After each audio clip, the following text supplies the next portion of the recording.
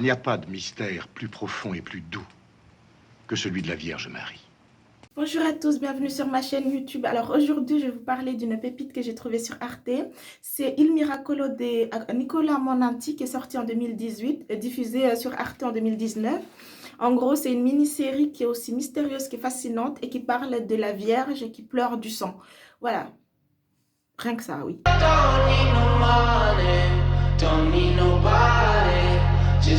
En gros, tout a commencé lors d'un raid qui s'est déroulé chez un mafieux.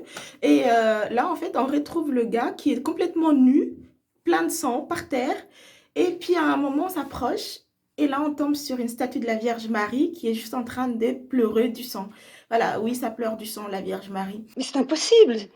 Au niveau des castings, bon, j'ai Guido Caprino, donc c'est le premier ministre qui joue le rôle de Fabrizio.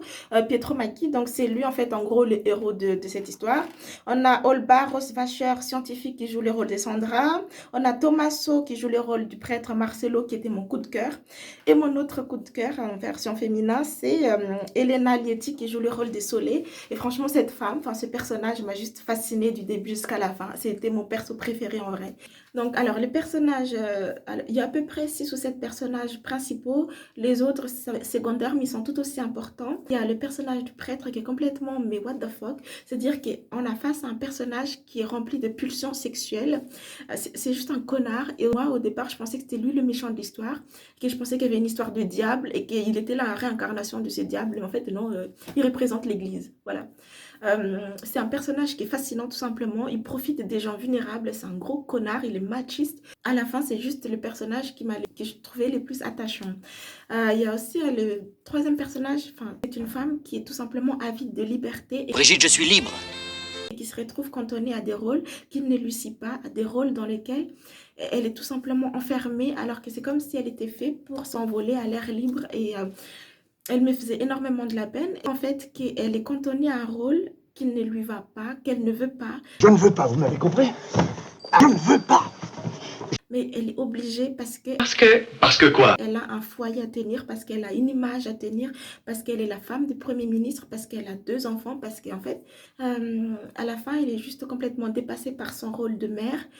Elle est dépassée par son rôle d'épouse, parce que de mère, à la fin, elle craque, elle finit par taper ses enfants. D'épouse parce que elle trompe son mari en fait, et c'est une femme qui est délaissée, qui se sent seule, dépressive. C'est une femme qui se déteste, c'est une femme en fait qui est juste en manque d'amour, d'attention. Je suis trop malheureuse, moi! Tous ces personnages, c'est-à-dire qu'on a un prêtre donc, qui a bien les pieds dans l'église, mais aussi on a une scientifique qui cherche absolument à vouloir trouver une réponse scientifique, rationnelle, pragmatique dans ce qui se passe. Non, il s'agit d'un phénomène scientifique bien connu des savants sous le nom de désagrégation de la matière. Elle n'a pas lâché l'affaire, c'est-à-dire que pour elle, cette femme, elle est persuadée que même ça, ce n'est pas un miracle, qu'il y a tout a une explication scientifique. C'est d'ailleurs le personnage que j'ai le moins aimé parce qu'elle m'a supporté.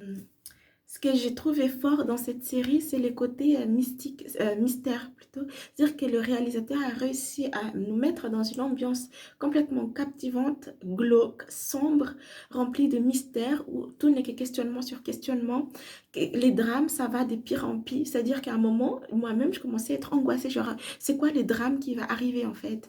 Et c'est ça en fait, cette série, ce n'est que drame. On assiste à des morts d'enfants, on ne sait pas pourquoi, on assiste à des scènes mais qui sont tellement violentes psychologiquement, mais ça passe crème parce que c'est énormément fait de subtilités.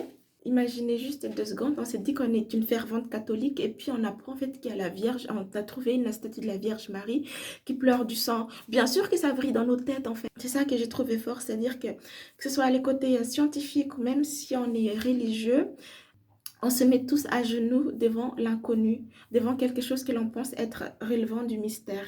Ce que j'ai aimé, c'est vraiment le côté réflexion sur la vie, en gros, les questions existentielles auxquelles on n'a pas de réponse. J'aimais aussi le côté questionnement de notre rationalité, de la foi. Le fait que le miracle est considéré comme quelque chose de scientifique, c'est-à-dire que là on voit une statue de la Vierge qui est en train de pleurer du sang. Le message de l'histoire, honnêtement, je ne sais même pas si c'est un message parce que tout n'est que mystère, si ce n'est qu'il y a des choses qui nous arrivent dans la vie et on ne sait pas pourquoi ces choses-là nous arrivent et que parfois se poser des questions, ça nous rendra encore plus fous que nous sommes déjà. comment on agirait si on était face à quelque chose d'inexplicable spirituellement parlant. D'ailleurs, s'il y a une énorme tête de Jésus-Christ qui apparaît au-dessus de notre tête là, je pense que tout le monde deviendrait tous chrétiens. Ou bien on s'est dit tout simplement, tiens, il y a une tête de Jésus qui apparaît. Cette série m'a appris, c'est que parfois, il faut juste laisser passer les choses, qu'on n'a pas tous une réponse à nos questions et que parfois même les plus grands des scientifiques n'auront jamais des réponses à nos questions ou aux questions qu'ils se posent. Tout comme la plus grande fervente des religieuses ne pourra jamais avoir le miracle qu'elle a attendu toute sa vie. Il n'y a pas de miracle, voilà, c'est tout. Et nous, c'est ce qui nous arrive aussi. On vit des choses et on cherche à savoir le pourquoi, du comment. On s'est dit qu'il y a un lien, qu'il y a un fil directeur. Parfois même quand ces choses arrivent, subviennent, eh bien, on s'est dit qu'on aurait pu, que si on avait agi de telle manière, ça ne serait peut-être pas arrivé. Est-ce que les enfants, ils payent pour les crimes de leurs parents, pour les péchés de leurs parents? Et est-ce que l'idée même de péché existe réellement? Alors je suis peut-être sans péché? J'espère en tout cas que vous allez la regarder. C'est un miracle qu'il me faudrait pour les convaincre. Et si vous avez regardé, n'hésitez pas à dire ce que vous pensez dans les commentaires. Et à la prochaine et bye.